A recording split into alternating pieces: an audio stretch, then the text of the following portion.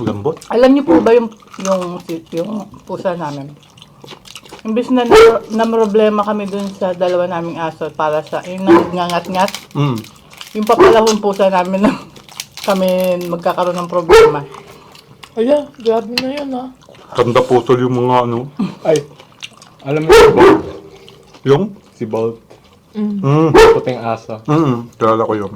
Ano? Oh, may echo eh. Ano? Sobra na. Malayo ka nga, may echo naman. Kagayatan, hindi natin binitin na. Umingay ah. Dami ako parang...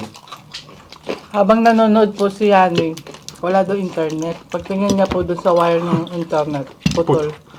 Nakailang putol na yung ano, earphone. Yung earphone. Ano po kasi yung parang nagingipin si Sola. Nangangat-ngat. Dalawa lang ba o tatlo na? Tatlo. Ano pa isa? Pati yung ano, kuntikan na pa yung ano, yung linya ng ano, internet.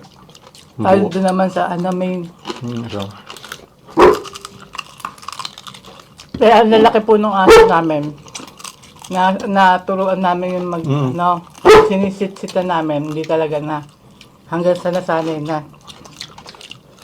Kahit makalat yung mga wire dyan. Ito lang talaga po ang hindi masaway. Bunso.